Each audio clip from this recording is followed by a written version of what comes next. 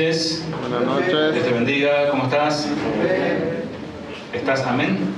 Bien. Buenísimo.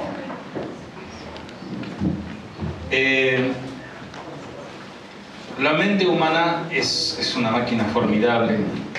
Almacenamos tanta información, tantas cosas, tantos conocimientos adquiridos, gente que está estudiando, gente que trabaja, que hace cosas técnicas quizás.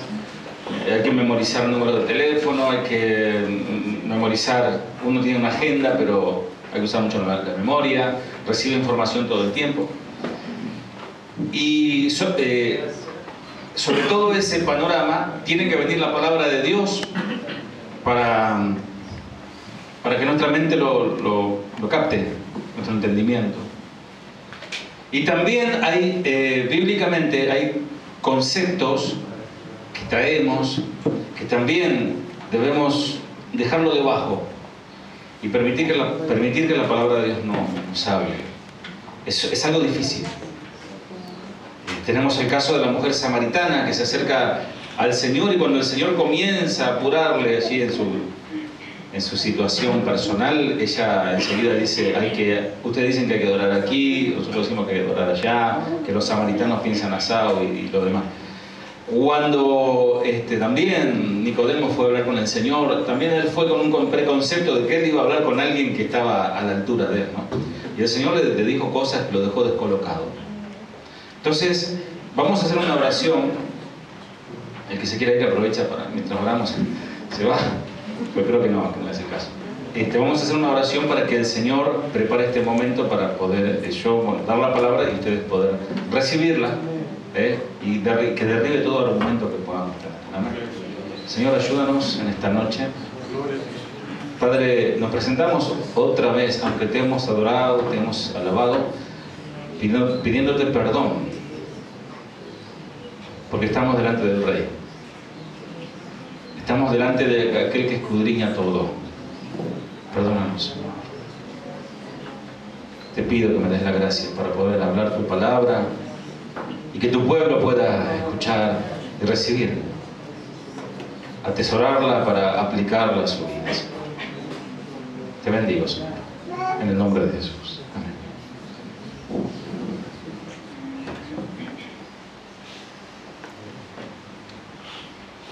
El periodo de la adolescencia. ¿Cuántos tienen hijos adolescentes? Por allá, por aquí, por acá, por allá, por allí. Y algunos, bueno, prontamente van a ser padres de hijos adolescentes. El periodo de la adolescencia se percibe como una época tormentosa y emocionalmente agresiva, sobre todo dentro de la familia. Y presten atención que dije el periodo. Periodo, según la Real Academia Española, significa espacio de tiempo generalmente bien delimitado que se caracteriza por un determinado fenómeno. Es un periodo, es un lapso, un tiempo. Entonces la adolescencia es un tiempo. No soy Sokolinsky, ¿no? No voy a traer una charla sobre, pero quiero hacer una introducción para que entendamos esto. La adolescencia se considera una etapa en que se produce el desarrollo físico. Se le conoce como la edad del pavo. O sea, nosotros, para decirlo de una manera criolla, le decimos, está en la edad del pavo. Nos decían nosotros, ¿qué? ¿No? A mí me dijeron, vos estás en la edad del pavo, me dijeron. Se considera una etapa en que se produce el desarrollo físico y los cambios emocionalmente más fuertes y rápidos en la historia de cada persona. Todos ustedes, adultos, han pasado por esto. Algunos se acordarán. La adolescencia se caracteriza como un periodo de desequilibrio psíquico, o sea que nuestros adolescentes están medio... les falta un patito. ¿Por qué? Porque ellos están creciendo, tienen cambios hormonales, ¿no? Se puede ver, hasta oler se puede. Entrar a dejar las zapatillas a los chicos porque están generando hormonas. conflictos emocionales, traen conflictos emocionales la adolescencia. Conductas inadecuadas frente al entorno, especialmente en el entorno familiar.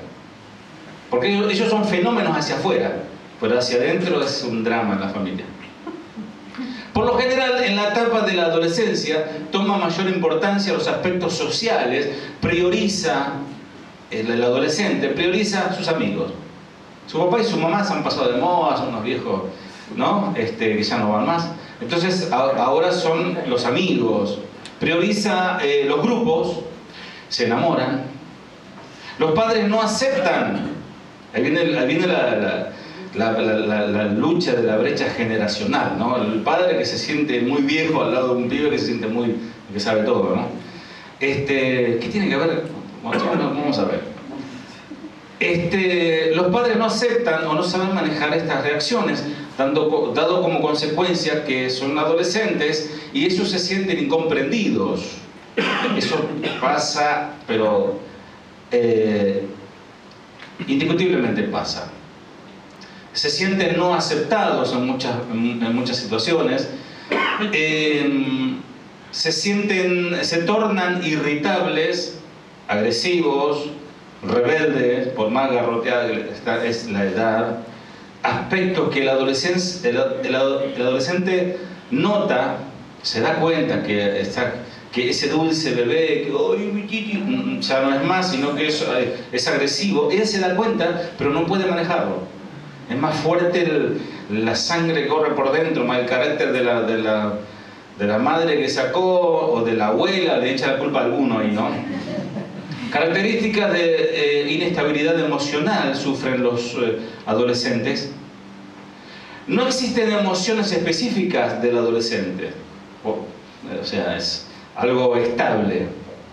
Sobre todo en determinados aspectos, pero las emociones durante la adolescencia se tornan muy vivaz. Son absorbentes y son dominantes y ellos tienden a dirigir. El adolescente puede enamorarse con gran intensidad. ¿Cuántos de adolescentes se enamoraron? Nadie quiere mandarse al frente, porque todos se enamoraron en algún momento. Que él era el novio, pero ella nunca supo, porque nunca se animó a decirle. Con gran intensidad, y luego se desilusionan muy rápido. Así como se enamoran con todo, de repente se desilusionan. No va más, ¿no? Busca su rol social rodeándose de muchos amigos, y ahora que está el Face, en nuestra época no existía eso. En nuestra época existía el valero. Lo que se rieron jóvenes son todos jóvenes. Buscan tener, yo tengo 1 millón de amigos, dice uno que se llama Roberto Carlos, un adolescente. Se dejan guiar por estereotipos, ellos buscan modelos y bueno, todos aparecen como Justin Bieber. Con el peinadito así para arriba y el gorrito para atrás, y todos son, ¿no? Aunque sea morochito él, pero quiere ser como Justin Bieber. Se pone lentes verdes de cosas, se tiñe un poco y ya es Justin Bieber. O sea, buscan modelos, buscan modas, algunos exageran su apariencia. Y uno lo ve y dice, papito, en mi época de la colimba, vos sabés dónde te mando, ¿no? Ellos tienen cambios físicos y obviamente esto les genera complejos. Yo saben que todo esto que estoy hablando, yo lo escuché de un maestro mío hace 35 años. Así que jóvenes no se enojen conmigo. Yo lo recibí cuando hace 35 años, yo tenía 15 años, y decían esto mismo que estoy diciendo ahora en otras palabras. Es un tiempo de rebeldía, un tiempo de oposición frente a normas y límites impuestos por los padres. Ellos tienden a rebelarse contra el sistema y contra la autoridad y contra todas las normas de la casa. Entonces se incrementa una tensión en el hogar, y si los padres no son sabios, ahí donde dice el pastor Chuy Olivares, necesitamos sabiduría, no para conocer que lo que dijo fulanito de tal, o Jean Staley, o lo que dijo Bruce Willis. Tengo que tener sabiduría para cómo tratar a mi hijo adolescente. Más que para tener tanto conocimiento, ¿no? Necesito sabiduría para cómo tratar con mi hijo. No voy a hablar hoy de los hijos, si no se asusten jóvenes. Muchos de estos conflictos se manifiestan a través del lenguaje no verbal. Así pues, predomina un lenguaje corporal. Ellos se pintan de verde, no tienen drama. Vos ni loco, si te cae una gotita de pintura, así, me lo saco, te corta el pelo. No, ellos se pintan verde, pasan un arbolito de Navidad. Se ponen borlas. Ellos se expresan confuso para el propio adolescente, aún para los adultos, y esto genera conflicto. La pregunta es, ¿cuántos adolescentes espirituales hay? Porque vamos a hablar de este aspecto. El título del mensaje se llama La inestabilidad del creyente. ¿Vieron que te cambié el ángulo de la información? Habiendo hecho un pequeño análisis del comportamiento de nuestros adolescentes y de nuestra propia adolescencia en el pasado, vamos a ver el tema de hoy. Los adolescentes espirituales, o como también le nombré, los viejos niños espirituales. Son viejos niños espirituales. La inestabilidad del creyente. Si vos sos de anotar, yo voy a leer varios versículos así rápido, vos lo tenés que anotar, si no vamos a tardar mucho. ¿Qué dicen las Escrituras sobre esta anomalía? La palabra anomalía, una palabra que no usamos mucho, pero anomalía significa cambio o desviación respecto a lo que es normal, regular, natural o previsible. Obviamente, un hombre de 40 años no puede tener comportamiento de un adolescente de 15, 16 o 17 o 18. Ya es un poquito grande, pero no es lo mismo el comportamiento de uno de 17 a uno de 45. Aunque muchos de 45 se comportan, y menor también, de 35 también. Y si bajamos 25 también se comportan como de 12. Y la palabra de Dios habla de esto. Porque, amados, no hay nada más terrible y hasta odioso una persona que un día dice una cosa y mañana dice otra. Un día siente algo y mañana siente otra cosa. Un día está, oh, aleluya, otro día está abajo de la baldosa. Un día está decidido a hacer una cosa, y otro día decide hacer otra cosa. Un día dice sí, otro día dice no. Es inestable. La palabra de Dios abunda de textos de textos bíblicos que hablan del tema. Uno de ellos yo lo voy a leer, ustedes lo van a conocer, después digo la cita. Para que ya no seamos niños sacudidos por las olas y llevados de aquí para allá por todo viento de doctrina, por la astucia de los hombres, por la artimaña engañosa del error. Efesios 4:14. Otro texto.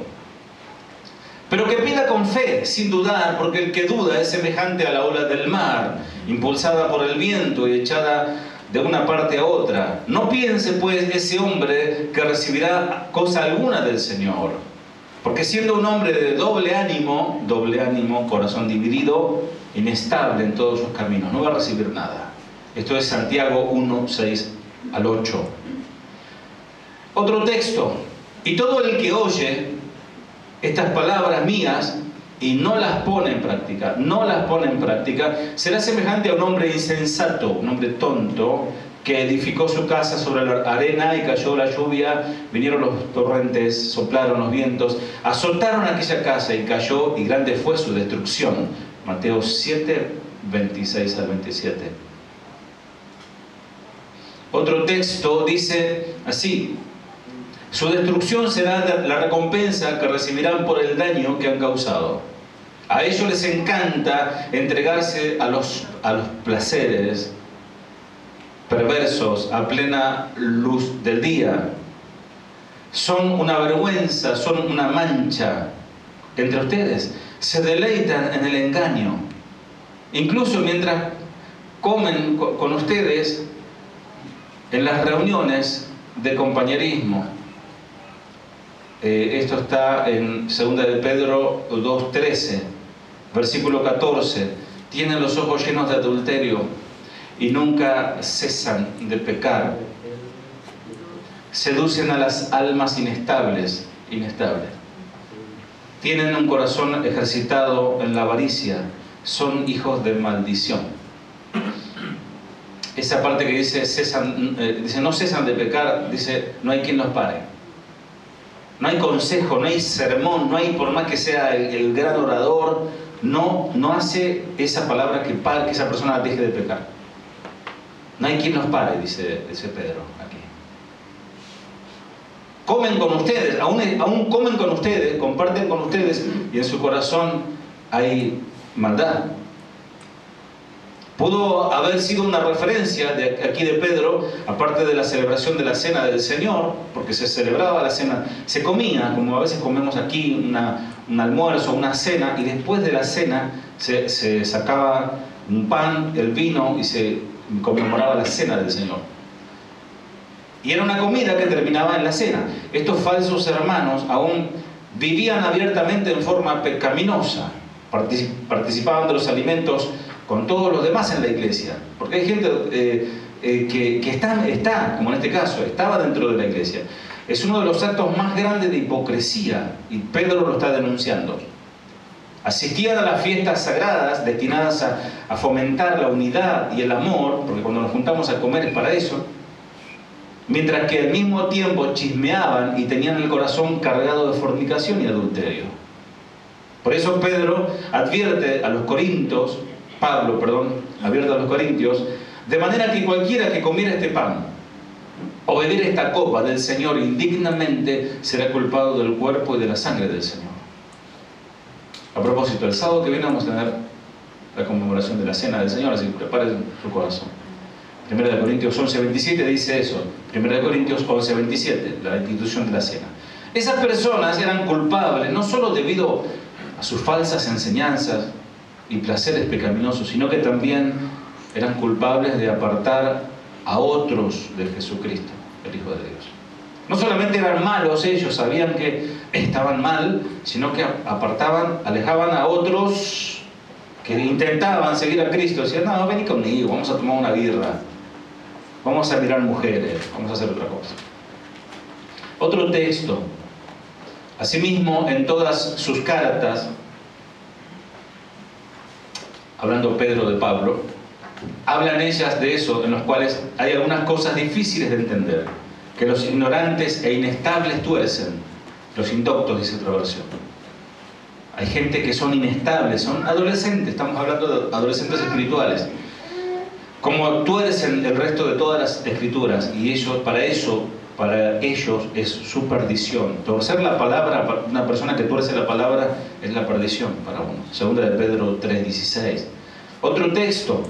Por tanto, mis amados hermanos, estad firmes, constantes, abundando siempre en la obra del Señor, sabiendo que vuestro trabajo en el Señor no es en vano.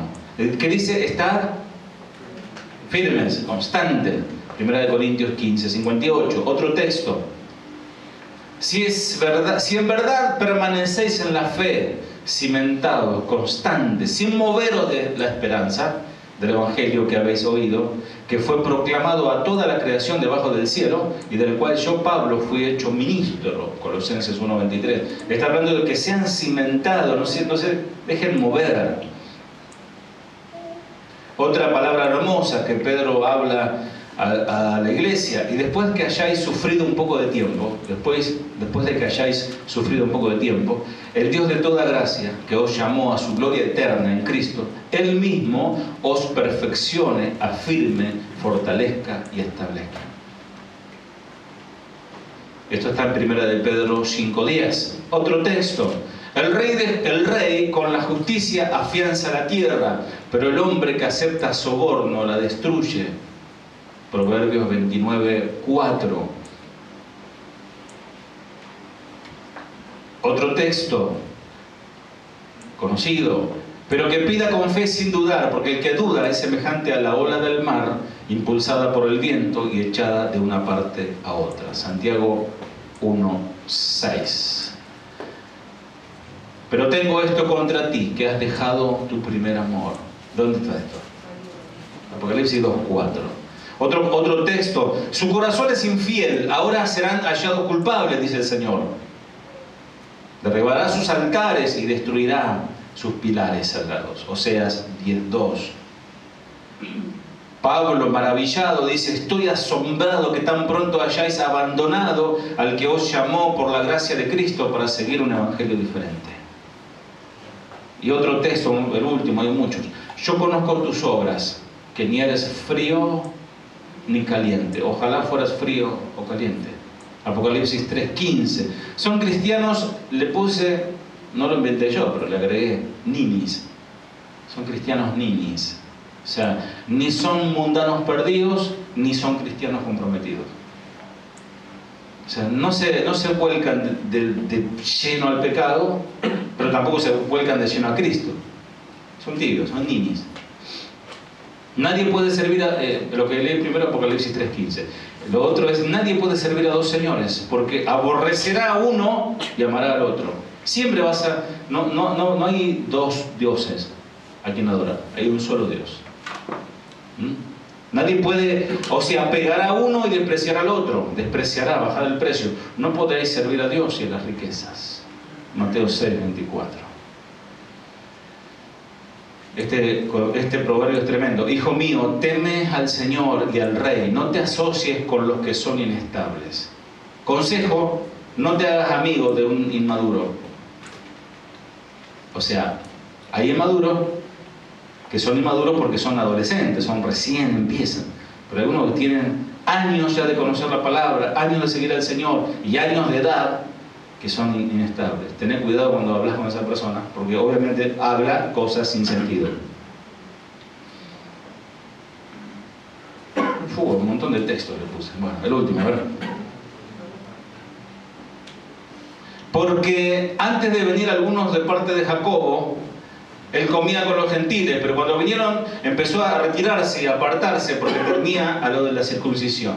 Lo leo de vuelta. Porque antes de venir algunos de parte de Jacobo, él comía con los gentiles, pero cuando vinieron empezó a retraerse y a apartarse porque temía a los judíos. ¿De quién hablaba? Era Pedro hablando Pablo hablando de Pedro. Pedro se hacía el piola, ¿no? Estaban con los judíos, Shabbat Shalom, Baruch Hashem. Cuando venían los gentiles, lo mismo, ¿no? Pero cuando venían, él estaba con los gentiles, lo más bien. Venían los judíos y se retiraba de los gentiles por temor a los judíos. A los judíos recalcitrantes que no querían mezclarse con los gentiles. Mas el Señor dice, más Pablo dice, inspirado por el Señor, que ya de los dos hizo un solo pueblo. No hay más división, no hay más separación. Vean. Entonces hay un montón de textos que nos hablan de la persona inestable, de la persona niño, espiritualmente hablando, pero negativamente, porque el Señor dice que seamos como niños, pero vuestra manera de pensar con respecto a la maldad. ¿Alguien recuerda, y aquí vamos a evidenciar algunos, ¿alguien recuerda aquel personaje de Don Fulgencio?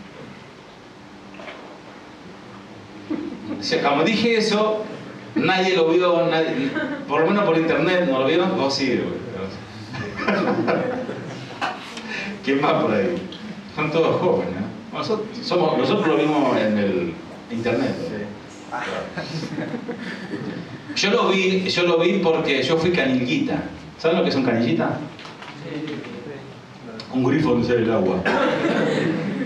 Canillita de que diario, crónica, yo vendía Popular, Clarín, no, Crónica, Popular, La Razón, quinta y sexta. ¿Saben cuánto tenía? 12 años. Y tenía una valija así, un coso así lleno de diario. Me salía por toda la Boca, ¿alguien conoce la Boca? Toda la Ribera, todas las cantinas, me recorría todo entregando y vendiendo diarios, haciendo reparto.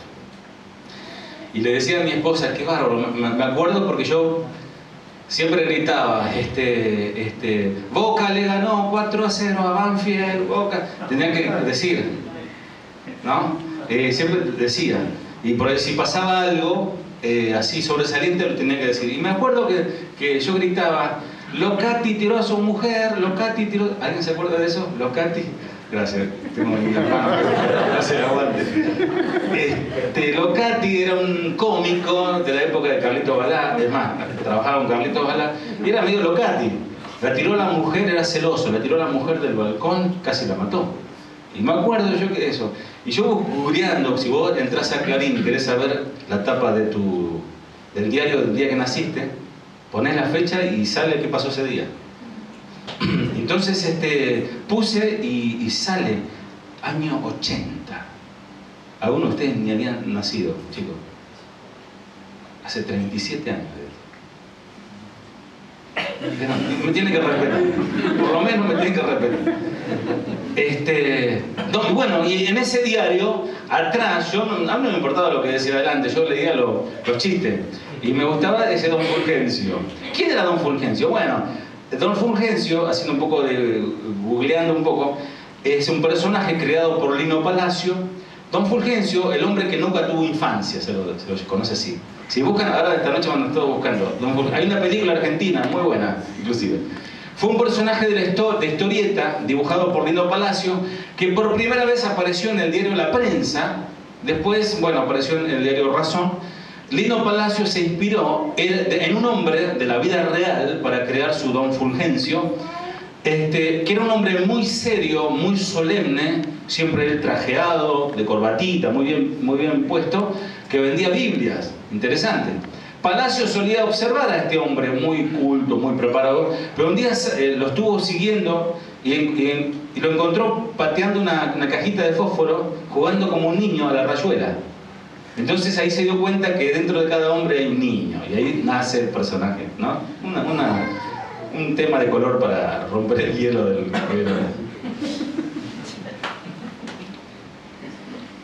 Y así hay muchas personas que espiritualmente hablando se transforman en niños. Aún ellos pueden tener 20, 40, 50 o ser más grandes y ser, pero adolescentes negativamente. Uno puede decir, yo tengo el espíritu juvenil, porque hay personas jóvenes que parecen viejos y viejos que parecen jóvenes, ¿no? Pero yo estoy hablando netamente de lo que tiene que ver con lo espiritual, que no entienden lo que Dios está haciendo. La Biblia da varios ejemplos de cristianos adolescentes atrapados en un cuerpo de un adulto. Y vamos a considerar 3 de estas figuras para poder discernir nosotros que esta etapa en el crecimiento espiritual, obviamente nadie viene sabiendo, nadie nace sabiendo, estamos todo el tiempo aprendiendo. Todo el tiempo aprendiendo.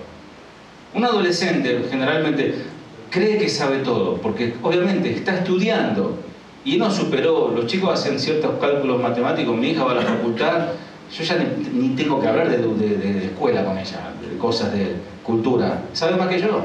¿Por qué? Porque estudia, sabe cosas técnicas que yo desconozco. Mi hijo está por terminar la escuela también y sabe cosas que yo nada, ¿no? Pero eso no significa que sabe todo, porque uno sabe por la experiencia, uno sabe cosas de la vida que son vitales, ¿no? Entonces, uno siempre le va a enseñar a los hijos, aunque a veces se coma la S o diga estea o aiga, ¿no? No importa, pero uno sabe más, por viejo de color. Entonces, debemos nosotros guardarnos de no tener ese comportamiento espiritualmente hablando, de porque conocemos algo ya, está el pastor, ¿sabe cuántos pastores yo me manduqué? No, mirá, en primer lugar veamos las características innegables de adultos que son adolescentes, espiritualmente hablando. Siempre cuando digo esto va a ser espiritualmente hablando. Ahí hay por lo menos 3 rasgos que identifican a estas personas inmaduras, viejos niños. Amados, si yo les estoy hablando, porque realmente la iglesia vive esto, nuestra iglesia vive esto. Gente, usted no es tonto, no es distraído. Usted se da cuenta que, por ejemplo, por ahí se llena la iglesia, viene mucha gente de afuera, viene, y un tiempito después desaparecieron. ¿Por qué? Bueno, no vamos a estar juzgando eso, pero sí hay un comportamiento general de como niños que están buscando a ver qué les conviene. Y como decíamos vez pasada, Dios no nos va a dar lo que nosotros queremos, sino lo que realmente Él sabe que necesitamos. Una de las características que identifica a estos tipos de cristianos es la inestabilidad. Inestabilidad, como el adolescente, es inestable. Cuando las cosas se ponen difíciles, este viejo niño, vamos a decirlo así, no tiene poder de permanencia durante los tiempos de dificultad. Al primer problema que hay, desaparece. Cuando el camino por el que está transitando se hace áspero, ellos giran y se salen por una encrucijada que demande menos problemas, donde haya menos dolor. No, acá hay mucho, mejor me voy por acá, por Colectora. Y si el nuevo camino llega a ser problemático y no es placentero, bueno, entonces rumbearán para otro camino. Por eso vemos gente que de la quinta, hermano, un caso, hermano, no, yo vengo a la sexta iglesia, estoy probando. 6, bueno, la séptima la vencida, ¿no? En pocas palabras, son muy inestables para obedecer. No pueden permanecer un periodo largo de tiempo en una sola dirección. O sea, la primera característica es inestabilidad. La segunda es irresponsabilidad. Irresponsabilidad. Cuando el mundo se vuelve atractivo, los viejos niños o los inmaduros frecuentemente son tentados al pecado y ellos a menudo sucumben sin mucha resistencia al pecado. Tercero, insensibilidad. Cuando la voluntad es desafiada, este tipo de personas, viejos niños, son usualmente obstinados a los consejos de otros y son incapaces de dar o ceder sus derechos por el bien de aquellos que los rodean. Siempre están pensando como el niño, no, esto es mío y es mío. No piensa que puede ser de utilidad para otro, que de eso se trata el Evangelio. Ahora me gustaría pasar a los ejemplos bíblicos para ilustrar conceptos vertidos. Fíjate el micrófono que está apagado. Ejemplo de viejos niños en la Biblia. Vamos a ver. La característica de la adolescencia es inestabilidad, irresponsabilidad e insensibilidad. Y son ejemplificadas por 3 personajes de la Biblia. A saber, Juan Marco. ¿Alguien lo conoce a Juan Marco? Juan Marco. ¿Qué hizo Juan Marco en la Biblia? Se volvió. ¿Qué más? ¿Qué más? Después volvió otro. ¿Y qué hizo después? ¿Qué más hizo? Nos dejó un legado. ¿Qué más hizo Marco? Bueno, le voy a ayudar. Escribió el Evangelio de Marco. Juan Marco. El segundo personaje es Demas. Y el tercer personaje es Diótrefes. Consideremos lo que la Biblia dice acerca de la inmadurez espiritual de estos hombres. Juan Marcos, el hombre que huyó cuando las cosas se pusieron difíciles. No se explica por qué Juan Marcos dejó a Pablo y a Bernabé. Hay varias sugerencias. Por ejemplo, puede ser que extrañaba su hogar. Hay personas que salen de su entorno, de su rancho, de su casa, y ya está, se va de vacaciones, aunque estén, no sé, en el paraíso. Ah, no, yo extraño el rancho, que gotea, no importa, yo extraño el rancho. Hay personas que extrañan, bueno, por ahí Juan Marcos extrañaba su casa. Segundo, no estuvo de acuerdo con el cambio de liderazgo de Bernabé, su tío, por el de Pablo. Porque Bernabé era un candidato a ser vamos a decir, el pastor principal, pero fue Pablo. No le gustó, quizás, y dijo, yo pensé que era mi tío. Puede ser. Tercero, Pablo estuvo muy enfermo y esto pudo haber afectado a todos ellos, porque Pablo estaba mal. Cuarto, se sintió incapaz de soportar el rigor y el peligro del viaje misionero. Quinto, como último, planeó ir solo hasta cierta parte, pero no se lo comunicó a Pablo ni a Bernabé. Y Pablo acusa a Juan Marcos de pérdida de valor y entrega, ¿no? Y rehusó llevarlo como compañero en otro viaje.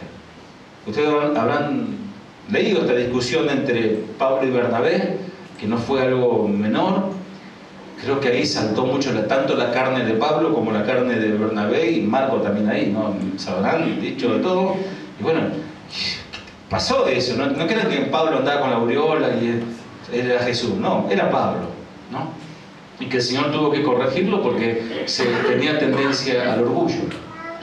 Por carta posteriores, Pablo, evidentemente, le tenía el respeto, aumentó en Pablo con respecto a Marco.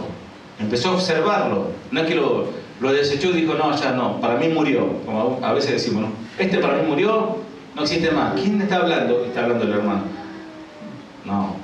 Si hay una situación de desaveniencia, hay que darnos una nueva oportunidad, porque de eso se trata el Evangelio también, porque el Señor nos dio una nueva oportunidad a nosotros. Amén. A ver. Somos inestables. ¿Por qué alguien se torna inestable? Por la falta de expectativa. Podemos imaginar que esto era un gran honor para Juan Marco. Juan Marco se dio cuenta que estaba yendo con dos siervos de Dios. Después de todo estaba viajando con dos de los más conocidos y altamente respetados cristianos de aquel día. Imagínense que te dice, hermano, necesito que nos acompañe. ¿A quién? Mira, va a ir el pastor Chuy Olivares y Julio Márquez. ¿Te animás a acompañarnos? Sí, que no, ¿dónde hay que ir? Bueno, si no te gusta eso, podría ser otro, ¿no? Jorge Cabral y Osinaga. Siempre me toca lo peor. Probablemente él pensó todo acerca de que lo llegaría a aprender mucho, él llegaría a adquirir mucha experiencia con estos hombres. Y bueno, pero empezó a darse cuenta que no era tan fácil. Dice un texto, allí en la ciudad de Salamina fueron a la sinagoga judía y predicaron la palabra de Dios. ¿Quiénes? Juan Marco fue con ellos como su asistente. Esto está en Hechos 13:5. O sea que estuvo Juan Marcos en el campo de batalla.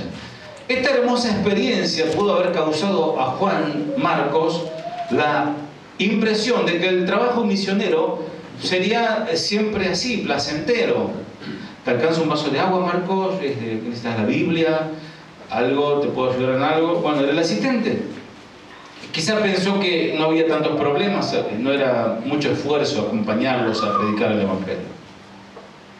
Segundo, somos inestables porque no consideramos el precio de la vida cristiana. Juan Marco pudo tener esta situación de inestabilidad. Él aprendió rápido que esto no es normal, sino la excepción. Marco se dio cuenta que acompañar a Pablo y a Bernabé, bueno, estaba bueno, pero en ese caso no pasó nada. Pero después empezaron las persecuciones, los azotes, las cárceles y los peligros de muerte. Desde Salamina, los tres misioneros viajaron a Pafos, donde encontraron a un mago. Vamos a leerlo. Hechos 13:6. Fíjense qué tremendo la vivencia de Pablo, Bernabé, Marcos y Lucas, los que estaban allí. Hechos 13:6 al 11. Y habiendo atravesado toda la isla hasta Pafos, hallaron a cierto mago falso profeta judío llamado Bar Jesús, que estaba con el procónsul Sergio Paulo, varón prudente. Este, llamando a Bernabé y a Saulo, deseaba oír la palabra de Dios, pero les resistía Elimas, el mago, pues así se traduce su nombre, procurando apartar de la fe al procónsul. Entonces Saulo, que también es Pablo, lleno del Espíritu Santo, fijando en él los ojos, dijo: «Oh, lleno de todo engaño y de toda maldad, hijo del diablo, enemigo de toda justicia, ¿no cesarás de trastornar los caminos rectos del Señor? Ahora pues, he aquí la mano del Señor está contra ti, y serás ciego, y no verás el sol por algún tiempo». e inmediatamente cayeron sobre él oscuridad y tinieblas, y andando alrededor buscaba a quien le condujese de la mano. Bien, es decir, el primer viaje todo bien, Salamina la pasó bien. Después el segundo viaje a Pafos, allí se encuentra con un Bar Jesús. ¡Qué buen nombre! Como mi Señor. Pero resulta que ese Bar Jesús era un falso profeta. Ya imagínate, porque es lindo predicar ante la congregación, imagínate que hay 2 o 3 ahí que están haciendo la contra, ¿no? Que haya un hechicero por allá, un macumbero y un falso profeta de la prosperidad. Que esté... No, estoy de acuerdo con lo que dice. ¿Te imaginas? Y digo, tranquilo, a ver lo que quiere, a ver Hugo, paralo.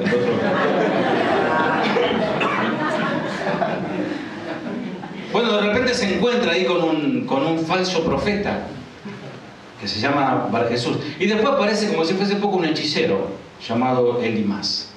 Juan Marcos fue testigo de esta confrontación. Me imagino la cara de este joven, ¿no? Viéndolo a Pablo exhortándole y reprendiéndole fuertemente a este hombre, a este hechicero. Y fue una situación hostil. Juan Marcos vio todo eso y vio la inmensa tiniebla que vino sobre Elimas, causándole ceguera. Dijo, nos metimos en un problema. Pablo dejó ciego al hechicero del pueblo. Imagínense que esto no fue un tema menor. Este encuentro debe haber llevado a Juan Marcos a pensar que su postura idealista sobre el cristianismo, porque uno piensa que ser cristiano, y el pastor Chuy lo cuenta muy graciosamente, ¿no? Que hay gente que se convierte al Señor y el primer amor, como se le llama, y le da un beso hasta el diablo, ¿no? Y lo quiere convertir a cristianos, y él se piensa que todos los cristianos son buenos y que todos son onda de amor y paz. Pero después empieza a descubrir que no es así y ahí viene el desánimo. Es lo que le pasó un poco a Juan Marcos al darse cuenta que la obra misionera no es fácil, que el ministerio no es fácil. Eventualmente Pablo y Bernabé y Juan Marcos dejaron Pafos y navegaron a Perga, en Panfilia, una ciudad aún más difícil. Tercero, somos inestables como Juan Marcos cuando vemos complicaciones. Panfilia era una ruda e inhóspita región costera, montañosa, allí en Asia Menor. En algún momento después de su llegada a Juan Marcos, ¿qué hizo? Los abandonó, se borró. ¿Dónde está Juan? Sí, no está más. Hechos 13:13.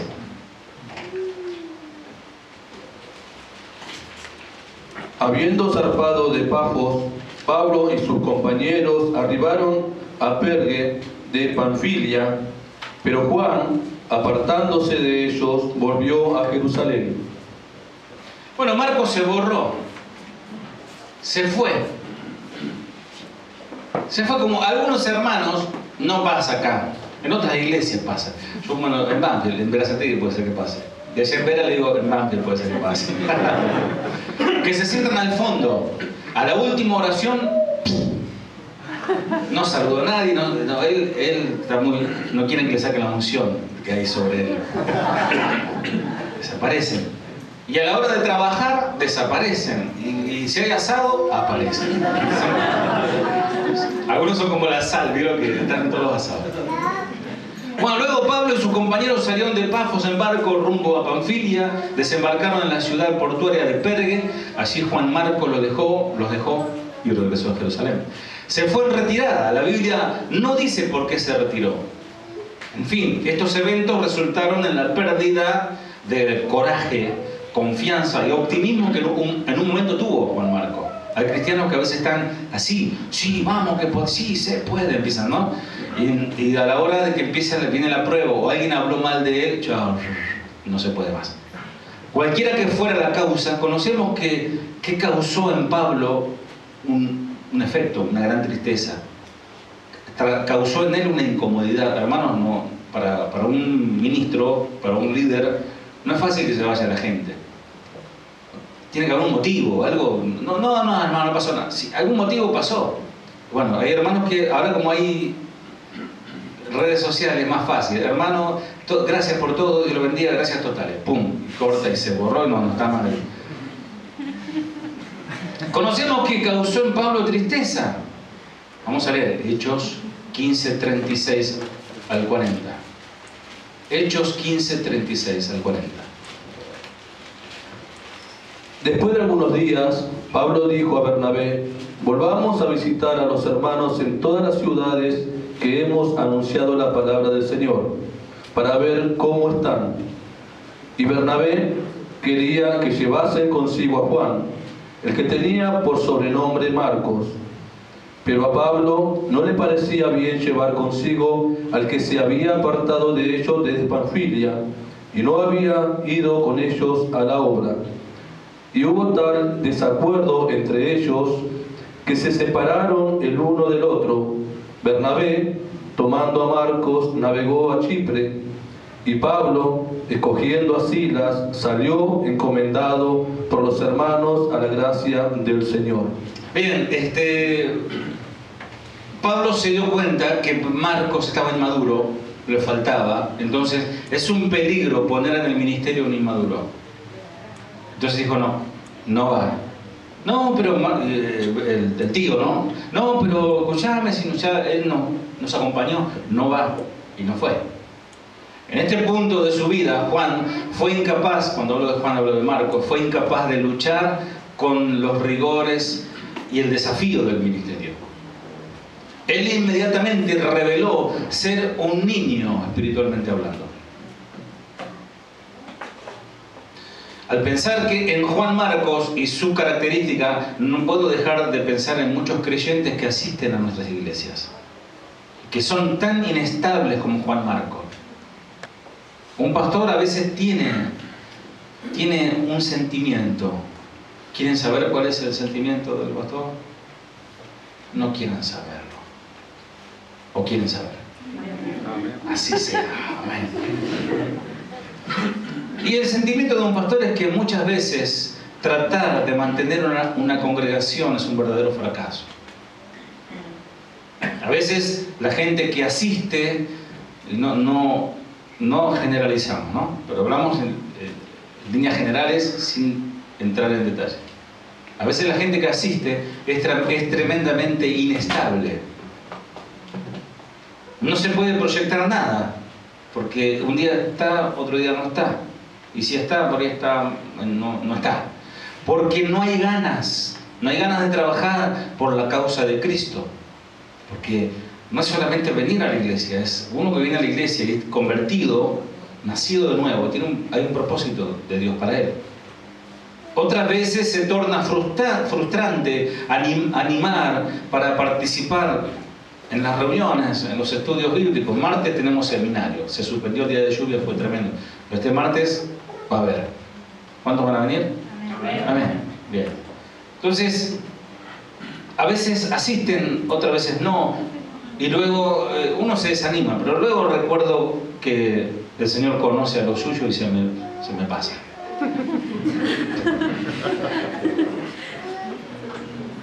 Un montón de características parecidas a la de Juan Marcos. Muchas iglesias tienen este tipo de personas que se echan para atrás cuando ven que el ministerio demanda exigencia y demanda valor.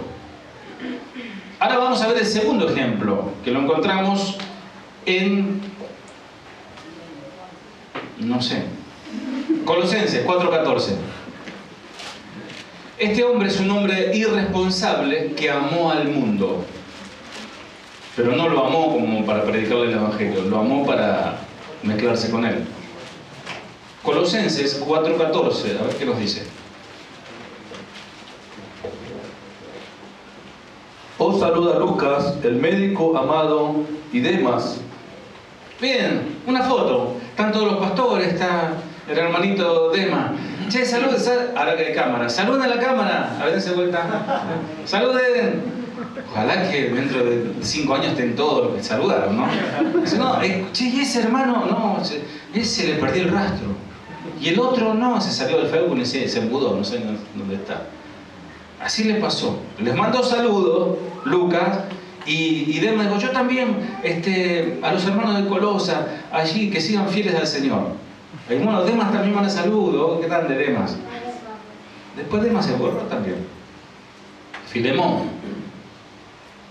Filemón 1:23 al 24. Aquí también lo vemos muy activo, además, trabajando para el Señor. Un hombre de Dios, porque Pablo no va a poner a cualquiera. Filemón 1:23 al 24.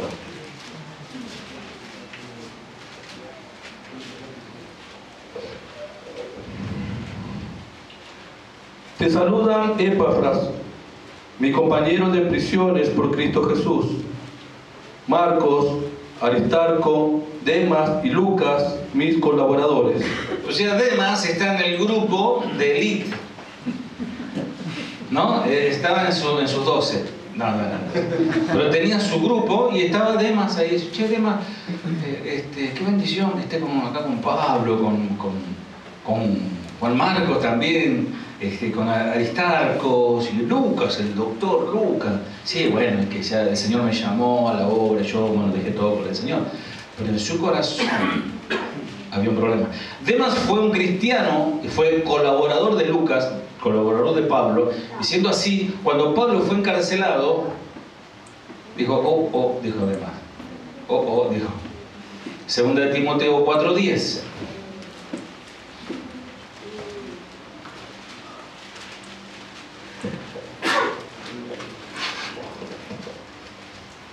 Segunda de Timoteo 4:10.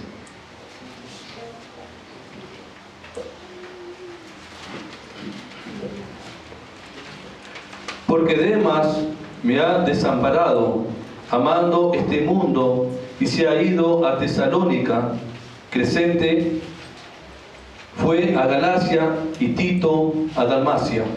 Bien, estamos viendo la inestabilidad del creyente, vimos el caso de Juan Marcos, estamos viendo el caso de Demas. Demas, dice aquí Pablo, que amó al mundo. Otra versión dice, amó a este presente mundo. El verbo abandonó implica, escuchen qué interesante, bajar la guardia. Quedarse rezagado. ¿Vieron? Van todos corriendo, sí, vamos todos juntos. Y después, no, falta mucho, y empieza a bajar, y todos siguen corriendo y él se va quedando, y ya se da vuelta a su casa. Rezagado. Significa también abandonarse, significa que él se abandonó. Lejos de mantener su atención en Cristo y sus recompensas celestiales, que no tenía duda porque tenía al lado de él un maestro, el apóstol Pablo, él no puso su mirada en Cristo, puso su mirada en las cosas de la tierra. Demas sucumbió a la luz y lujos y confort de los tesoros terrenales. Traten de traerlo a este tiempo. ¿Dónde están nuestros ojos? ¿Cuáles son los síntomas o quizás el proceso de una persona que se está alejando de Dios y va amando al mundo? El tema no es que va corriendo y dijo, una lucecita, y se fue para allá. Va corriendo y en su corazón están esas luces de Las Vegas, las luces de la ciudad de las furias. ¿Qué hago yo acá? Tendría que estar yo en Palermo, Hollywood, o en no sé dónde, jugando el bowling en Loma de Zamora. ¿Qué hago acá?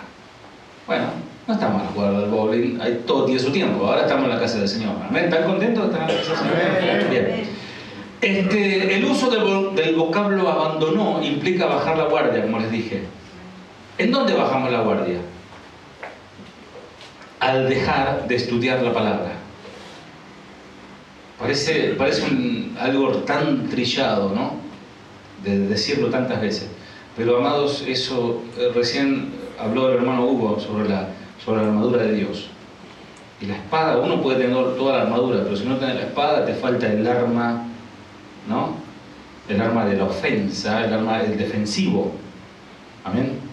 A pesar de la palabra, dejar de estudiar la palabra, dejar de orar, un tema que también habló mi esposa, dejar de congregar. Si hacemos eso, nos exponemos a situaciones comprometedoras que debilitan nuestras defensas espirituales. Y poco a poco, como el corredor, Pablo también habla del atleta, comenzamos a bajar la marcha y empezar a girar nuestro cuerpo hacia otro lado. Segundo, abandonamos a nuestros compañeros de la fe al tener este comportamiento. La expresión de Pablo, Demas me abandonó, implica que lo abandonó a él, a Pablo, dejándolo en apuros, es decir, como lo decimos nosotros, lo dejó colgado, lo dejó esperando, y él lo necesitaba.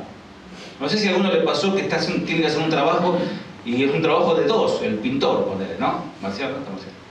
Necesita, está arriba de la escalera, necesita que uno le alcance la pintura, porque está a 4 metros.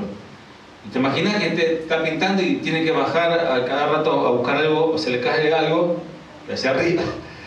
Y uno que tiene que alcanzarle, pero no le vino a ese. Entonces el hermano Marcial tuvo que trabajar en vez de 3 horas, 9 horas. Y me abandonó. Y generalmente eso después quieren venir a cobrar, ¿no? Decimos si no es así. Bueno, amados, esto sucede. A Pablo le pasó. La separación de Demas no solo era física, sino era espiritual. Demas había dejado a Pablo en serios problemas. Tercero, ponemos la vista en lo terrenal como Demas. La expresión amando es un participio aeróstico del verbo agapao. Agapao, ustedes conocen la palabra ágape. El participio indica una calidad de acción. Está hablando, sin enroscar tanto con el tema de la palabra griega, está hablando, cuando dice amó al mundo, de una decisión voluntaria y profunda. Una convicción. Uno puede tener convicción para seguir a Cristo y puede tener convicción para no seguir a Cristo, hacer otra cosa. En pocas palabras, la expresión denota que la decisión de Demas fue contundente, fue decisiva, fue fuerte, fue intencionada, fue escandalosa, podríamos decir. Pero fue su decisión, nadie lo obligó a esa decisión de alejarse de Cristo para amar al mundo. No fue forzoso, no fue manipulado, no fue intencionado, fue voluntario. De alguna manera le había atraído del presente siglo algo a él, quizás la comodidad, quizás el dinero, quizás ganar dinero y pasar una vida, bueno, confortable. Es decir, la palabra de Pablo, cuando dice amando este mundo, sugiere que fue algún interés personal. Quiero que quede claro este concepto. Pablo me abandonó porque amó algo, no fue por cobardía, no fue como por ahí como Juan Marco, que fue más aceptable, dijo, vio tanto cosa, dijo, no, yo quiero vivir unos años más. Pero en cambio, Demas no fue por cobardía, sino que fue una decisión propia porque amó otra cosa, y no amó a Cristo primero, la supremacía, el primer lugar, la preponderancia. Amando este mundo, es una expresión triste que ya fue verdaderamente vil que este hombre despreciara el amor de Cristo por el amor del mundo. Y sin embargo, no debemos suponer que él del todo haya negado a Cristo. No es que negó a Cristo, sino que amó más al mundo. Un corazón dividido, otra vez. Amando al Señor, pero amando al mundo, pero le tiró el mundo. Dios puede esperar, en algún momento Dios es misericordioso y bueno, por ahí me acepta de vuelta. Demas no podía haber auxiliado a Pablo sin pasar por situaciones también de problemas que venían a causa de la predicación del Evangelio. Amados, ¿cuántos creyentes como Demas que se han alejado del Señor porque aman más al mundo? Y son más que uno, Y no es un tema de pastor, de iglesia, de distancia, no, aman más el mundo. Y amar el mundo, a veces el mundo tiene tapa de Biblia, tapa y contratapa de Biblia, y afuera dice Biblia, pero adentro está lleno de cosas del mundo, conceptos mundanos. Entonces prefieren eso antes que mirar a Cristo. Tercer y último ejemplo, ¿quién era? Bien, están atentos. Diótrefes. No le pongan así a su hijo, dijo Chuy. Diótrefes, un hombre insensible. Buscalo. Tercera de Juan, por ahí no sé, no lo anoté. Tercera de Juan. Tiene un solo capítulo, así lo vas a encontrar rápido. Tercera de Juan, a ver si el que lo encuentre le ayuda a Marce. ¿Cuál es el versículo? cuando habla de Diótrefes, cuando Juan habla de Diótrefes. Habla de Gallo primero, después... Gracias, 9. Yo he escrito a la iglesia, pero Diótrefes, al cual le gusta tener el primer lugar entre ellos, no nos recibe. Bien, este individuo fue autonombrado líder de la iglesia. ¿Cuánta gente es decir que se autonombra líder de la iglesia? Yo, vez pasada escuchaba una conferencia del pastor Chuy, no recuerdo cuál era, pero él hablaba sobre estos autonombrados pastores. De repente apareció con saco, corbata, Biblia de 20 kilos, pastor, bueno, pastor, pone ahí iglesia de, no sé, de los milagros de Jesús, con el apóstol y la fotito de él con la Biblia de 20 kilos. Bueno, apareció el pastor, y el pastor Chuy decía lo siguiente, que hoy hay muchos autonombrados pastores, pero el pastor que no fue ungido por un presbiterio delante de la congregación no es pastor. Porque aún yo conozco pastores que son pastores porque se recibieron recibieron vamos a decir, el título. No sé cómo hacer eso, ¿no? Seminario que hacen, estudian y reciben el título, en vez de doctor o licenciado, díganme pastor. Tiene el título de pastor, pero no tiene iglesia, pero es pastor. Hay que decir, y le decía hermano se enoja. ¿No, mi amor? No me diga hermano, hermanita. Pastor soy yo. ¿No ve las credenciales? Eso es el caso real. Y este Diótrefe, no sé de dónde Diótrefe salió. Él deseó estar a cargo y tener seguidores. Hay gente, amados, no me pregunten ustedes, pero hay gente que se va de la iglesia porque hace su propia iglesia en su casa y va poniendo gente en su casa y hace culto. Como proyectándose el día de mañana poder alquilar, tener un localcito más grande que te va, que es chiquito, eso, algo más grande, y ya soy pastor. Si fue, amados, miren, lo que en mi caso muchas veces que Dios me guarda lo que digo, ¿no? Pero quiero salirme. Y hay gente que quiere meterse, quiere entrarse, está desesperado por, yo quiero ser pastor. Y lo que están ministrando, y saben, a veces están como Marcos, diciendo, es muy difícil, Señor. A que el Señor nos ayude, oren por los pastores, amén.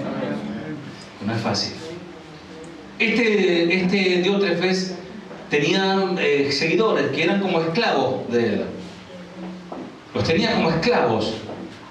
Y yo he conocido también pastores que son terribles, hasta le grita a la gente. Le dice, no, a ver, salí de ahí, sentate acá y vos te vas a casar con él. Ya lo decidió él. Hay iglesias, hermano, es serio esto lo que estamos hablando, ¿verdad? Dirige la vida de la gente. Pastor, me voy a ir de vacaciones, tengo un dinero guardado. No, ese dinero me lo tenés que dar a mí porque el Señor me dijo. Y el otro se lo da. ¿Por qué? Porque lo tiene manipulado. Este Diótrefes era eso. Él quería que su palabra fuera el único consejo de la iglesia. Juan lo llega a describir como alguien que gusta de la atención, de ser prepotente, de ser parloteador, ser exclusivo, ser un dictador un faraón dentro de su reino, en su iglesia. Que el Señor nos guarde, ¿no? De que el pastor sea una especie de faraón que él decide y él grita a la gente y él hace y deshace, ¿no? Eso no es de Dios. Juan usa en el griego una palabra que resume todo lo que este hombre es y cuál es la doctrina de Diótrefes. La palabra es que le gusta tener el primer lugar. Esta expresión en griego es philoproteu y el sustantivo es philoprimatosis. No es una enfermedad, es una palabra griega, philoprimatosis, y la traduce como amar, ser preeminente, megalomanía.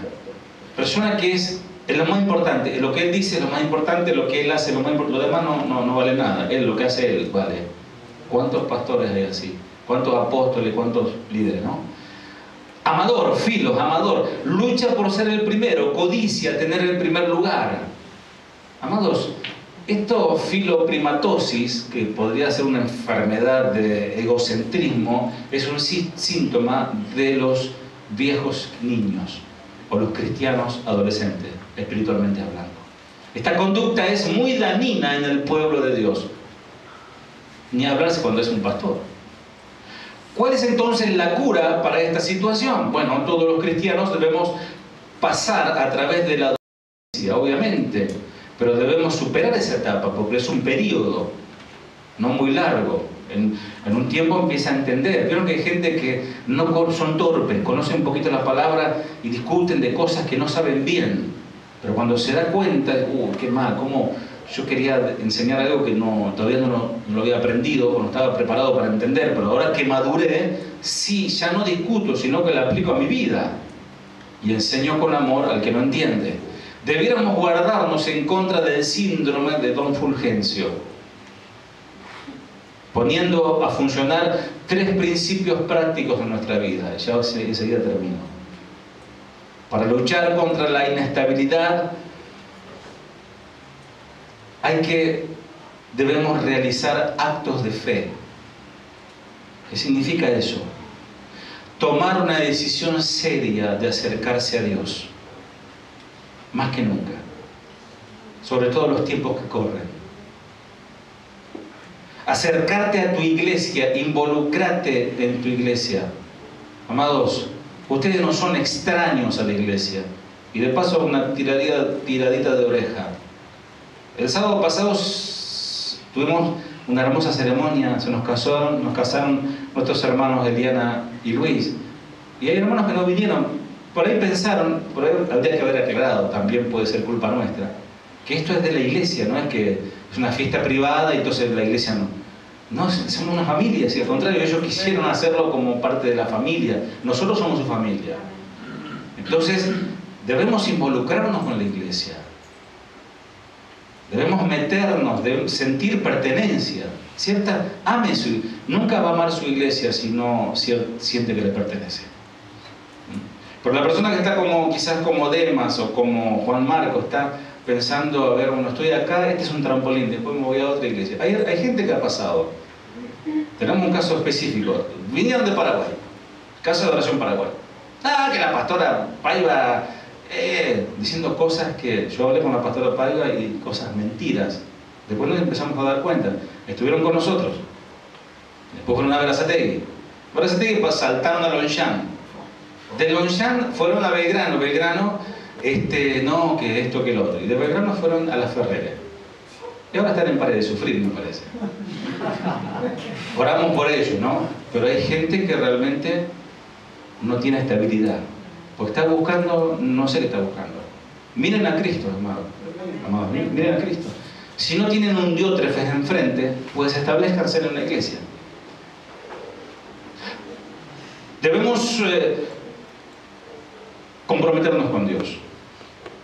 Cuando seas tentado por la irresponsabilidad, pensá en las consecuencias de la carnalidad. Acordate de David. David fue irresponsable al estar mirando a mujer que no era de él. Tercero, cuando sientas deseo de manipular, dominar, como diótrefes, recordad que el único Señor de la iglesia es Jesucristo. Seamos maduros, digamos todos juntos. Seamos maduros, pero no maduros de Venezuela, maduros en Cristo. Pero el alimento sólido es para los que han alcanzado madurez. Para los que por el uso tienen los sentidos ejercitados, ¿en qué?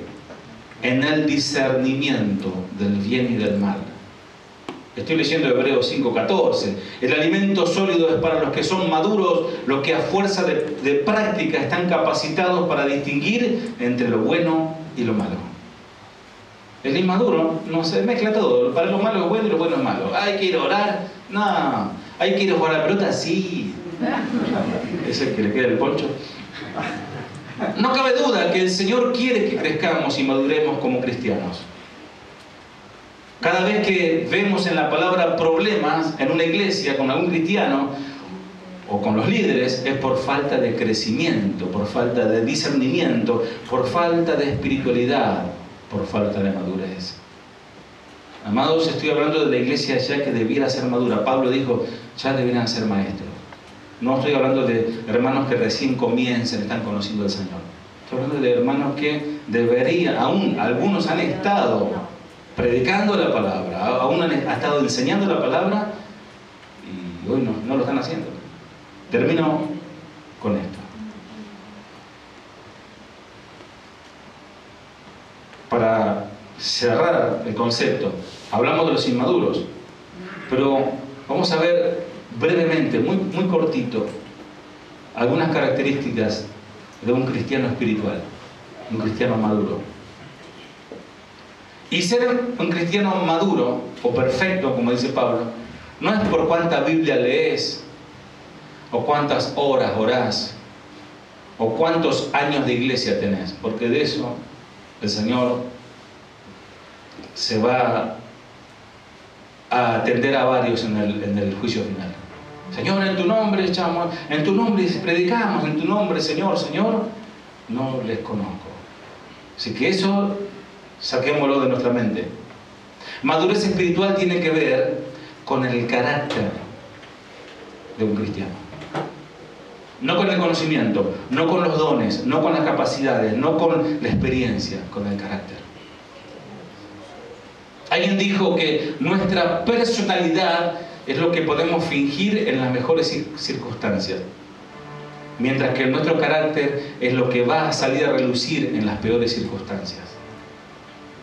Cuando todo está bien podemos fingir y risita y aleluya y gloria a Dios, pero en los momentos más bravos de la vida que nos toca vivir, ahí sale de qué realmente estamos hechos. Un cristiano maduro es uno que es pronto para oír la palabra de Dios. Pronto para oír, tardo para hablar, tardo para airarse. Santiago 1:19.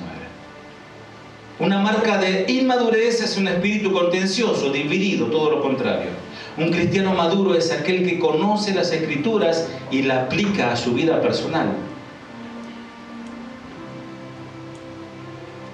Pero ser hacedores de la palabra y no tan solamente oidores, engañándoos a vosotros mismos. Santiago 1:22. Otra marca de inmadurez es una actitud indiferente hacia la palabra de Dios, o sea, lo opuesto. Estoy mostrando las dos caras. Cuando el Señor dice el que me oye y el que no me oye será un insensato. Un cristiano maduro es aquel que sabe distinguir entre lo que es bueno y lo que es malo. Por eso Pablo dijo, todo me es lícito, pero no todo me conviene. Todo me es lícito, mas no todo edifica. 1 Corintios 10:23. Amados, la madurez de un cristiano no se mide de acuerdo a cuántos años tenga de ser cristiano o ser miembro de una iglesia, sino más bien conforme al crecimiento espiritual y su respuesta a la palabra de Dios. Y final, la madurez de un cristiano será directamente afectada de acuerdo a su relación con Cristo, sincera y profunda, y de acuerdo a su relación con el prójimo. Porque para estar bien con Dios, y esto es algo que se ha dejado de usar, hay que estar bien con Dios y con la iglesia, en comunión con Dios y con la iglesia. Uno de los requisitos para participar de la Santa Cena es ese: tener comunión con Dios y con la iglesia. Significa estar en comunidad, en armonía. Amados, que el Señor nos ayude a subir al siguiente nivel de la madurez. Amén. Vamos a orar. Señor,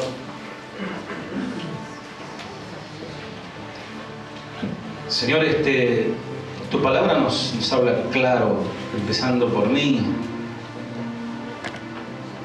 No tenemos escapatoria, no tenemos forma de hacernos los desentendidos. Porque el fracaso y las situaciones adversas muchas veces se dan por nuestra falta de madurez.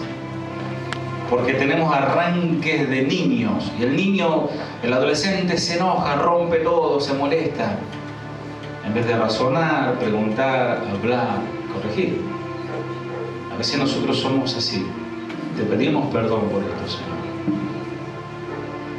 pedimos perdón.